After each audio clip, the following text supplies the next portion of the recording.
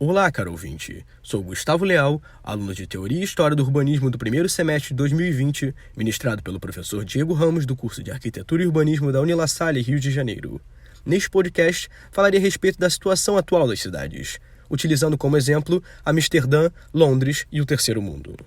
Este conteúdo é tratado no capítulo 15 do livro História da Cidade de Leonardo Benévolo.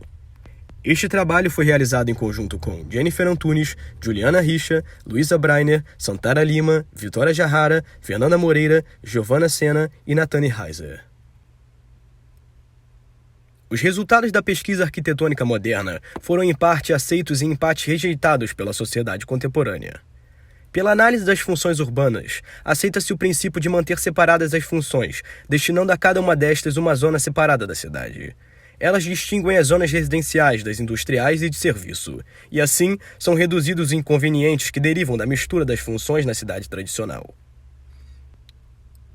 Tenta-se dar à cidade uma organização mais racional, sem mudar a primazia das funções terciárias, que produzem as consequências como o aumento da densidade da periferia para o centro, o sacrifício da residência e o congestionamento do tráfego. São aceitos os mínimos elementos funcionais, os manufaturados menores, porque funcionam melhor e custam menos que os modelos tradicionais e podem ser adaptados às organizações vigentes dos espaços públicos e particulares. Já os elementos funcionais maiores são praticamente recusados porque entram em conflito com o equilíbrio dos interesses dominantes. Propostas por Le Corbusier, Bachmann, Van der Broek e Candelis, as unidades repetitíveis são admitidas até agora somente como episódios excepcionais. São reconhecidas como obras apreciáveis de arquitetura, não como exemplo para mudar a estrutura geral da cidade. Na cidade burguesa, as administrações públicas constroem casas populares para corrigir o mercado privado que não oferece casas baratas para as classes mais pobres. Depois da Primeira Guerra Mundial, os programas de edificação das administrações públicas se tornam cada vez mais importantes e são um campo mais adequado para aplicar os resultados da pesquisa arquitetônica moderna, porque a administração no início da intervenção tem a disponibilidade do terreno inteiro, que será dividido entre as casas, os serviços, ruas e etc. Os bairros públicos das administrações alemãs, holandesas e escandinavas são as primeiras demonstrações do novo ambiente urbano projetado pelos arquitetos modernos. Agora, caro ouvinte, falarei um pouco sobre a cidade de Amsterdã. A cidade de Amsterdã alcança sua máxima prosperidade em fins do século XVII, enquanto se está completando o plano de ampliação de 1607. O porto perde aos poucos sua importância pelo aterro do mar interno. Em 1875, é cavado um canal que liga diretamente a cidade ao Mar do Norte. Assim, Amsterdã retoma seu vigor, os muros são transformados numa cerca de jardins, e ao redor forma-se uma periferia de bairros medianos em forma de tabuleiro. A estrada de ferro é construída em frente ao porto, e a estação é colocada no centro do leque seiscentista, que separa a cidade do mar aberto. Em 1902, Berlage é encarregado de projetar o plano da ampliação de Amsterdã para o sul, o que é executado nos 3 anos seguintes. As casas são agrupadas em grandes blocos alongados de cerca de 50 por 200 metros. Em 1928, é instituído junto ao Departamento de Obras Públicas um organismo urbanístico independente, capaz de fazer com que a pesquisa dos arquitetos modernos holandeses dê seus frutos. Os resultados dos primeiros 10 anos das pesquisas arquitetônicas modernas do Plano de Amsterdã. Acontecem as indagações científicas que permitem estabelecer uma hipótese de desenvolvimento da população e suas exigências até o ano de 2000, prevendo novas moradias aos futuros habitantes. Divide-se a periferia da cidade em bairros de cerca de 10.000 moradias, separados por faixas verdes. Estabelece um controle contínuo sobre a execução do projeto de modo que a liberdade concedida aos projetistas dos edifícios não faça perder o caráter unitário do arranjo geral. Cada bairro é dividido em unidades menores, que possuem um arquiteto supervisor aprovando os projetos das construções individuais. O plano foi aprovado em 1935 e executado nos 30 anos seguintes, tornando sua realização concreta. A maior parte dos bairros estão situadas a oeste da cidade, de maneira a se ligarem seja ao centro antigo e ao porto ou às indústrias. Enquanto os bairros antigos são compostos de casas de 4 andares de tipo tradicional que formam blocos fechados, semiabertos ou abertos, os bairros mais recentes iniciados no pós-guerra têm um aspecto mais variado, prédios de até 12 andares. Cada bairro tem uma grande abundância de espaços verdes para a recreação dos habitantes. O plano prevê também um parque da cidade com cerca de 900 hectares, todos com tipos de equipamentos para esporte e lazer, um teatro ao ar livre e 2 zonas de reserva para aves. Agora, a cidade tem uma população 4 vezes superior à antiga. As ruas são percorridas por um trânsito intenso e muitos edifícios foram alterados, no entanto, conservando o caráter tradicional. O desenvolvimento foi mais rápido do que o previsto. Depois foi traçado um novo plano regulador que abrange um território mais amplo ao redor da cidade.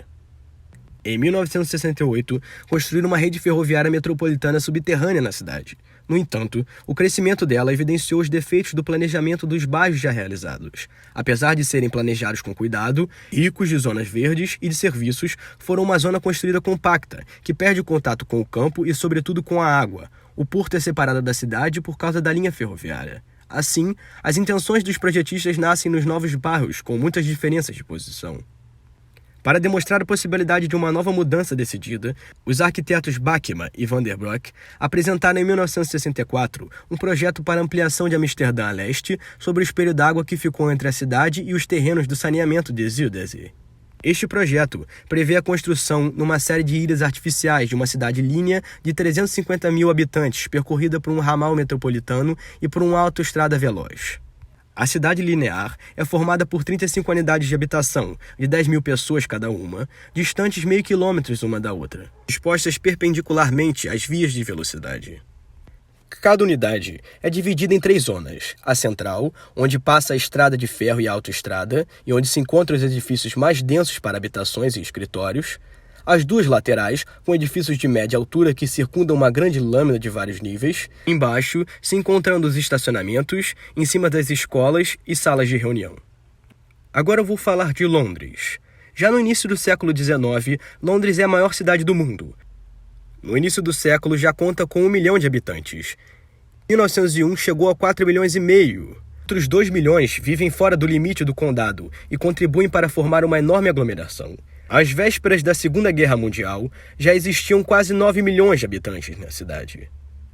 Essa concentração de casas, ruas e de serviços parece de um lado desastrosa e ingovernável, e de outra capaz de gerar as mais extraordinárias maravilhas. Maravilhas como Pall Mall, a primeira rua do mundo inteiro a ser iluminada a gás, o Palácio de Cristal, construído em 1805, e a Ponte Suspensa, em 1894. O controle desta enorme cidade é confinado a mais de 300 repartições locais, que em 1855 são reunidas num único organismo. Porém, suas providências são limitadas e parciais, procurando-se interromper a massa uniforme da nova periferia com outros parques públicos. São criados, então, o Regent's Park, em 1830, e Victoria Park, em 1845. Providencia-se o melhoramento dos bairros mais degradados, com poderes concedidos pelas leis de 1868, 1875 e 1890. Ao lado dos organismos públicos, intervêm os particulares, como a Sociedade para Melhorar as Habitações dos Trabalhadores, a atividade de construção iniciada por Octava Hill e a Associação para as Cidades Jardins. Essas iniciativas têm um importante significado cultural, mas seus efeitos são por demais escassos para modificar a imensa periferia que estava se formando. Com o intuito de enfrentar as consequências da crise de 29, se percebe a necessidade de otimizar a distribuição das atividades econômicas sobre o território inglês. Nomeia-se, portanto, uma comissão real em 1937, a fim de estudar a distribuição da população e das indústrias, criticando a centralização das atividades econômicas e das residências em torno das grandes cidades. Londres é o caso mais importante. Uma lei votada em 1938 bloqueia sua expansão, vinculando ao seu redor uma zona agrícola em forma de coroa circular, o Cinturão Verde. Com a destruição de boa parte da cidade pelos bombardeiros alemães durante a Segunda Guerra, inicia-se uma discussão sobre como reconstruí-la. Os arquitetos do Grupo Mars propõem dividir a cidade em 2 fileiras de quarteirões alternados com zonas verdes, porém, é adotado um plano mais tradicional em 1944. O plano distingue a zona interna, o Condado de Londres e os bairros periféricos compactos em uma área de 55 mil hectares.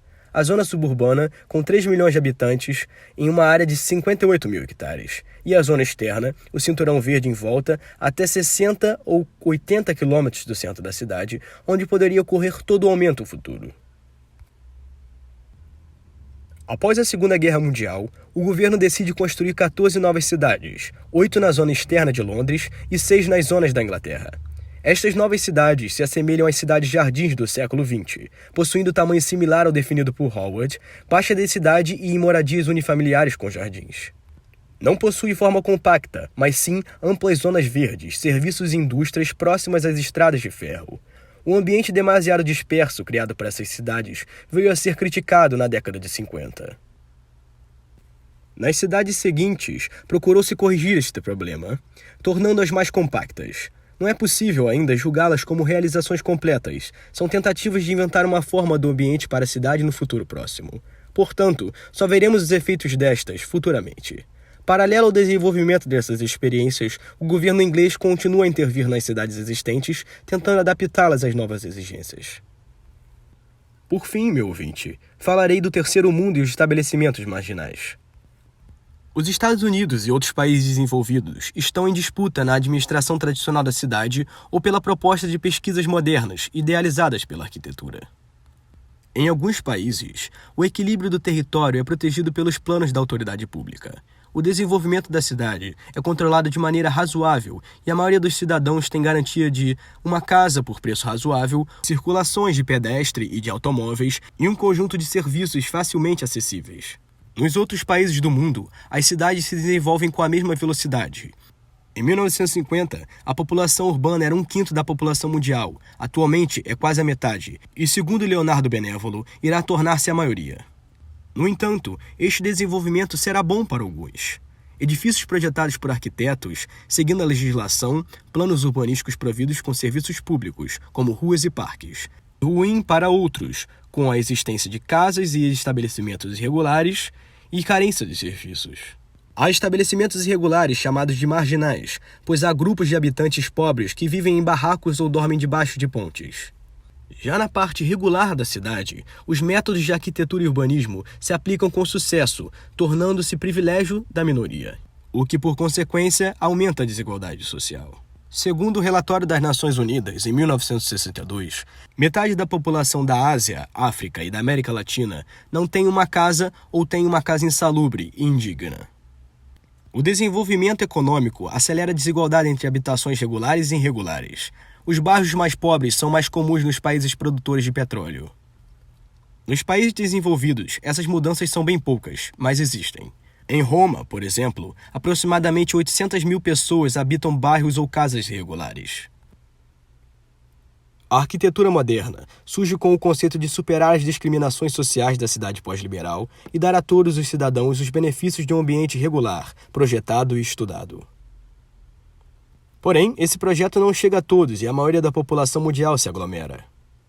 Logo, a nova ideia é o sistema público construir para os empregados, operários sindicalizados e para aqueles que forem recomendados, novas casas não tão caras quanto das classes mais altas, mas parecidas com elas, criando bairros mais limpos, que à frente se levam serviços públicos mais urgentes, como encanamento de água, instalações elétricas, escolas e postos de polícia. Segundo o utopista contemporâneo Ivan Illich, deveria começar por definir o que é impossível adquirir por conta própria quando se for construir uma casa, e, portanto, deveria garantir a cada um terreno, a água, alguns elementos pré-fabricados, alguns instrumentos de uso comum, desde a broca até um guindaste. É o mínimo de crédito. As pessoas poderiam construir para si próprias moradias mais duradouras, mais cômodas, mais sadias e aprender ao mesmo tempo o uso dos materiais novos e novos sistemas. Algumas ideias já estão sendo executadas parcialmente em Lima e em outros países. No terceiro mundo, das cidades construídas, a mais significativa é Chandigarh, nova capital do estado de Punjab, na Índia. Foi projetada por Le Corbusier e por um grupo de colaboradores europeus e indianos. Na planta do Capitólio, existem edifícios governamentais construídos na cidade, que se tornaram as obras mais importantes da carreira de Le Corbusier. Concluímos, portanto, meus queridos ouvintes, o último capítulo do livro História da Cidade, de Leonardo Benévolo.